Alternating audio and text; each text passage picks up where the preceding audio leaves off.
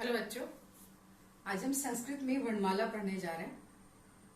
सबसे पहले हम ये बताएंगे कि वर्ण किसे कहते हैं।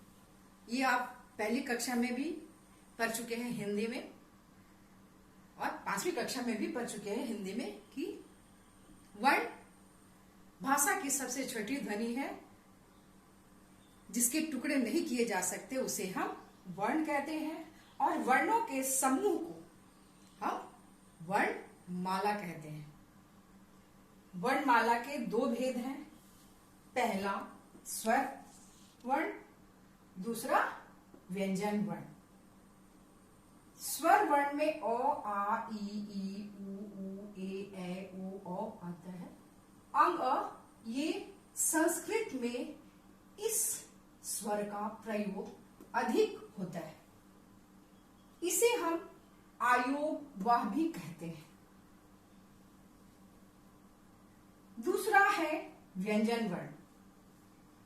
स्वर और व्यंजन, स्वर उन वर्णों को कहते हैं हम जिन वर्णों के उच्चारण में किसी अन्य वर्ण की सहायता की जरूरत नहीं है, जबकि व्यंजन वर्ण वे वर्ण है जिनके उच्चारण में स्वर वर्ण की सहायता लेनी पड़ती है। यानी कि स्वर का उच्चारण स्वतंत्र होता है, उसे किसी अन्य वर्ण की आवश्यकता नहीं होती है, जबकि यह व्यंजन वर्ण को स्वर वर्ण की सहायता लेनी पड़ती है।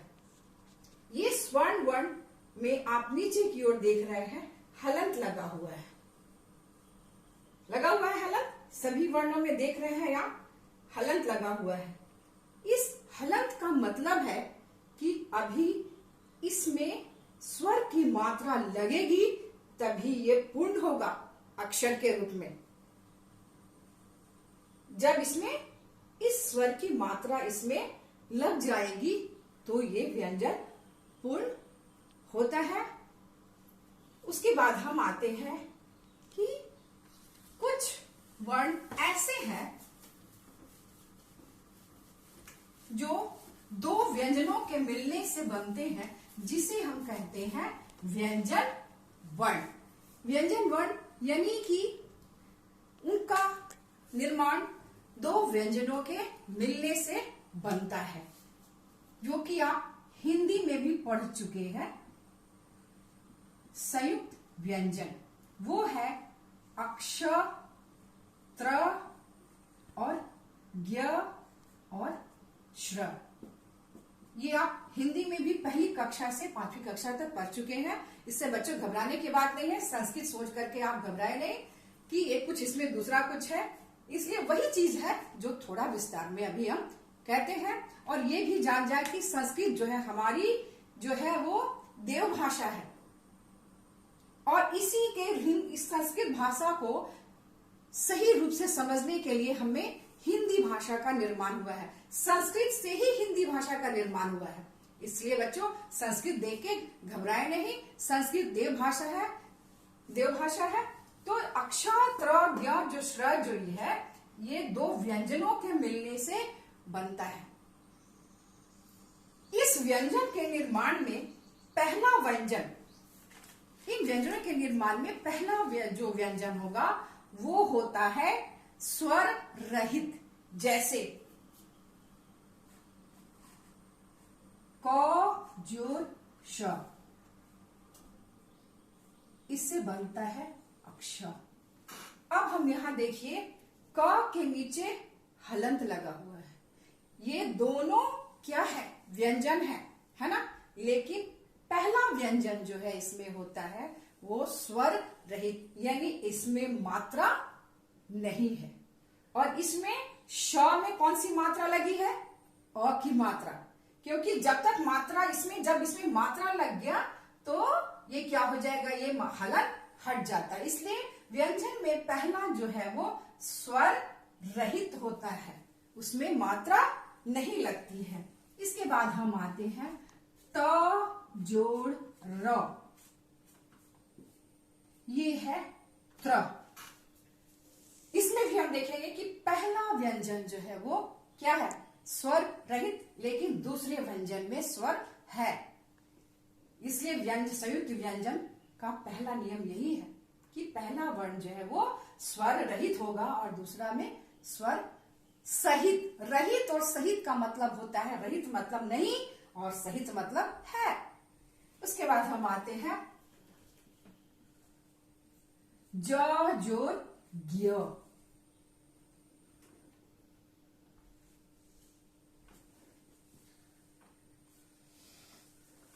इसमें भी देखिए पहला स्वर रहित, इसमें स्वर है, कौन सा स्वर है? अ, जिसकी कोई मात्रा नहीं होती है। ये आपको पहले से ही पता है कि अ स्वर की कोई मात्रा नहीं होती है।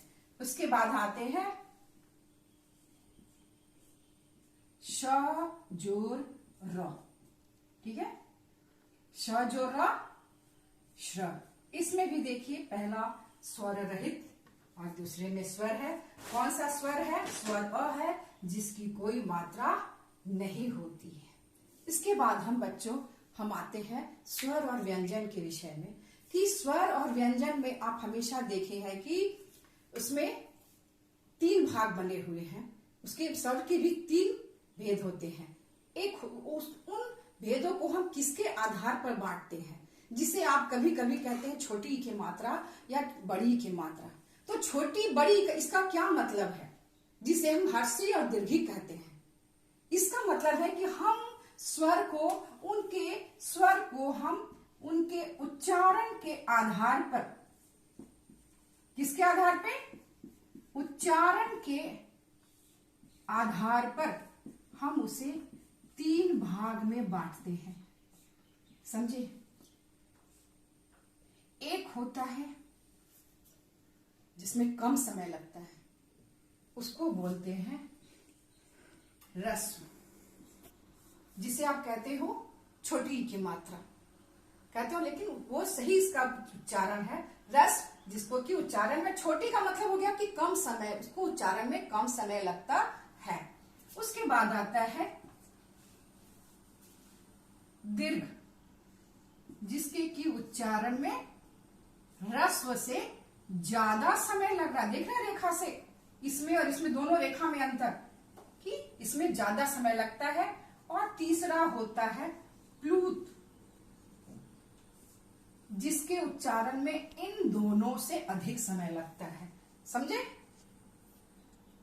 इन दोनों से अधिक समय लगता है, जिसका प्रयोग संस्कृत में अधिक होता है, जो कि हम स्वर के अंतिम 2 वर्ण अंग और अह, इन दोनों स्वर को हम आयव्यय कहते हैं, जिसका संस्कृत में प्रयोग अधिक से अधिक किया जाता है।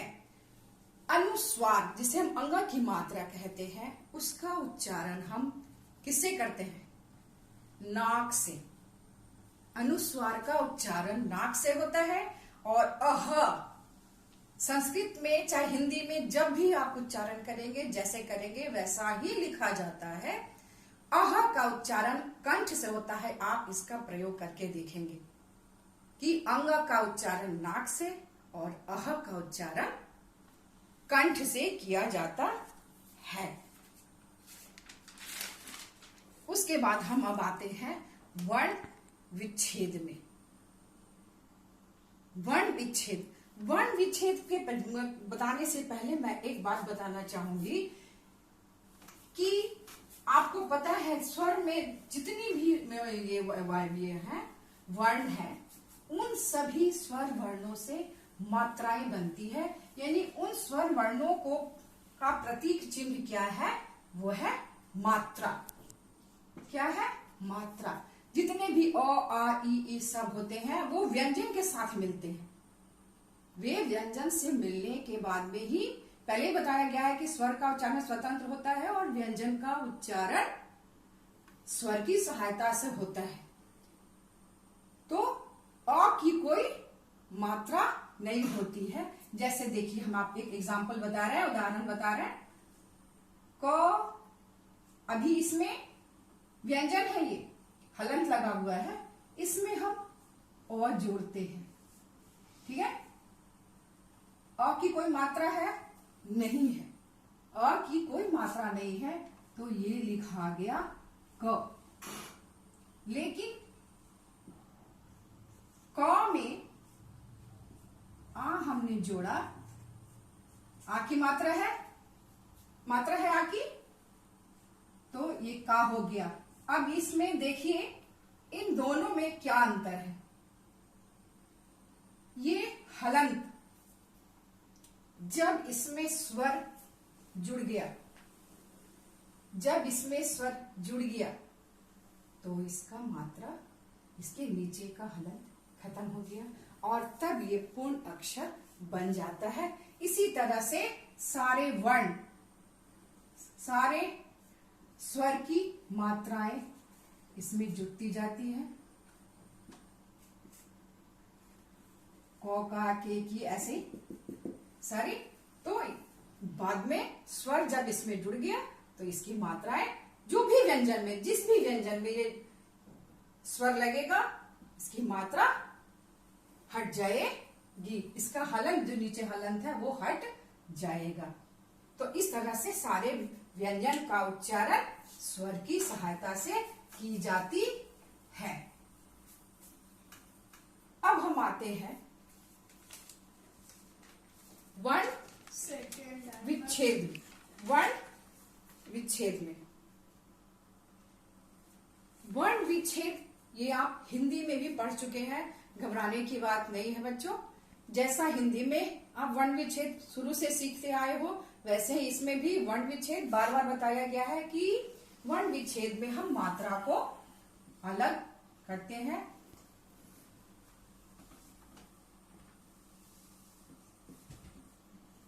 वर्ण विच्छेद, थोड़ा सा संस्कृत में अयोग्य का प्रयोग ज्यादा किया जाता है हिंदी की अपेक्षा। जैसे देखिए,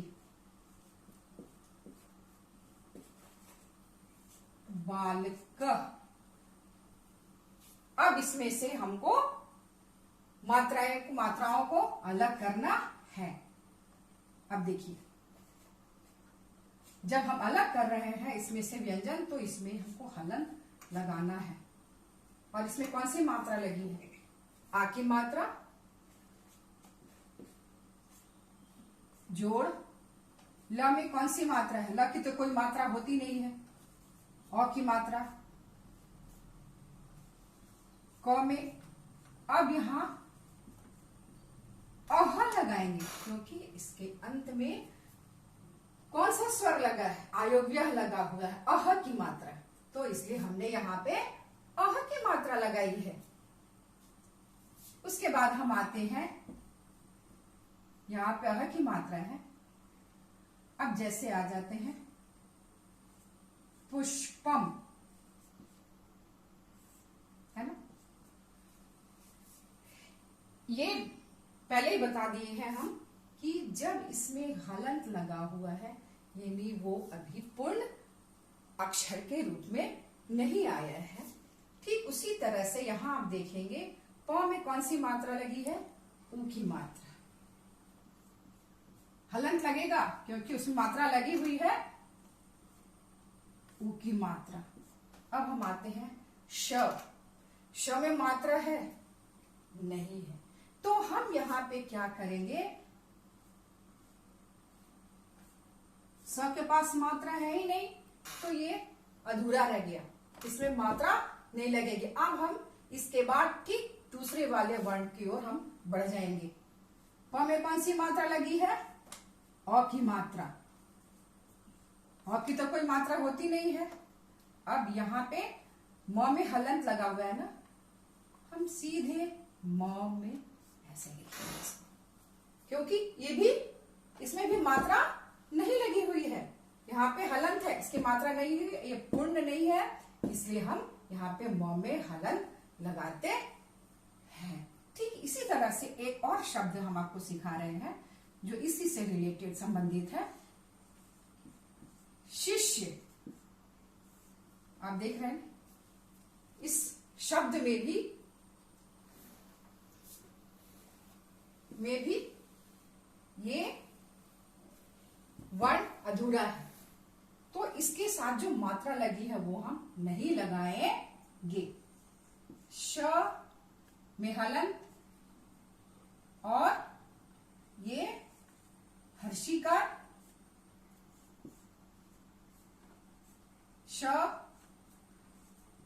य में हलंत और इसमें कौन सा स्वर है, मात्रा है, अह की मात्रा। तो इस तरह से हम लिखते जाएंगे, जो कि आप हिंदी में भी आप इसी तरह से सीखे हैं, बशर्ते कि इसमें अह अव्यय का प्रयोग ज्यादा किया जाता है संस्कृत में। इसी तरह से हम अब आते हैं वर्ण विच्छेद में। संस्कृत हो या हिंदी में जब भी हम वर्ण विच्छेद और वर्ण संयोजन करेंगे तो जो हम उच्चारण करेंगे उन्हीं चीजों को हम विच्छेद करेंगे, जो उच्चारण करेंगे वही हम लिखेंगे। जैसे देखिए अभी हम आपको सिखा रहे हैं, इसके बाद हम आते हैं वर्ण संयोग में। सबसे पहले हम देखेंगे कि क हलंत के बगल में कौन सी मात्रा लगी है। इसमें आ की मात्रा लगी है, देखिए यहाँ पे आ की मात्रा लगी है।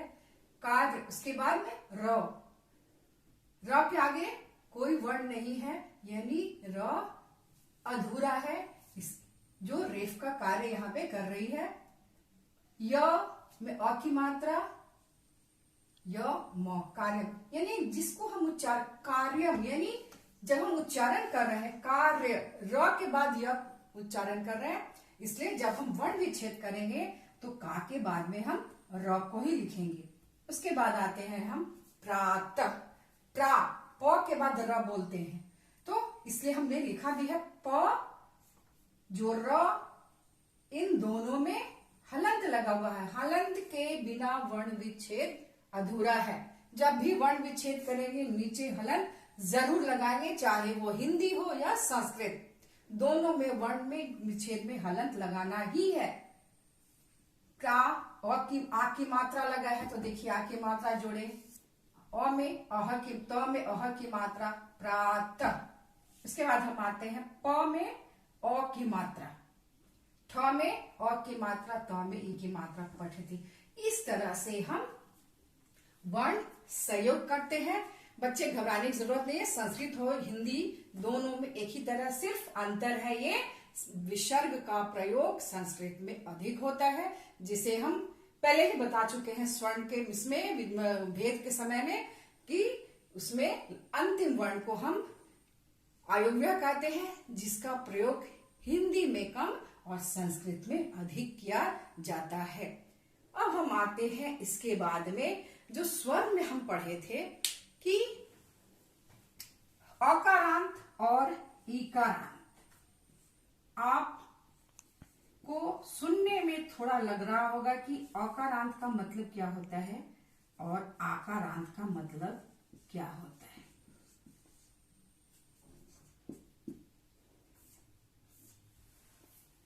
अकारांत का मतलब हुआ जिस शब्द का उच्चारण के अंत में अ आता है, उसे हम कहते हैं अकारांत शब्द। हम उदाहरण देके आपको बताएंगे, आप खुद समझ जाएंगे। जैसे बालक, बालक में देखिए बालक का उच्चारण हम कर रहे हैं बालक। जब अंतिम ये क्या है, अक्षर क है ना, क का उच्चारण कर रहे हैं तो अंत में अ आता है। अंत मत अकारांत मतलब कि जिसका अंतिम उच्चारण, जो शब्द का उच्चारण, अंतिम वर्ण अक्षर का उच्चारण अ हो, ऐसे शब्दों को कहते हैं अकारांत शब्द। जैसे शिष्य, अकारांत। आकारांत वे शब्द जिसके उच्चारण का अंतिम अक्षर उच्चारण में आ आता है, अंतिम अक्षर के उच्चारण में आ आता है, ऐसे शब्दों को बोलते हैं हम आकारांत शब्द। क्या बोलते हैं? जैसे देखिए बालिका,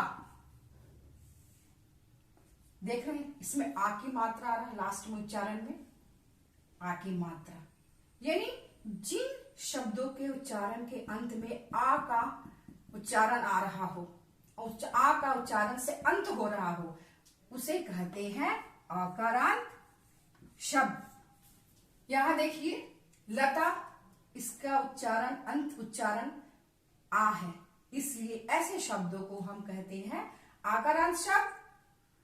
और ऐसे जिसका उच्चारण अ हो अंत में ऐसे शब्दों को हम कहते हैं औकारांत शब्द। यानी आज हम इतना ही पढ़ाए, अंत में औकारांत और आकारांत शब्द। शेष हम अगली कक्षा में पढ़ेंगे बच्चों। धन्यवाद।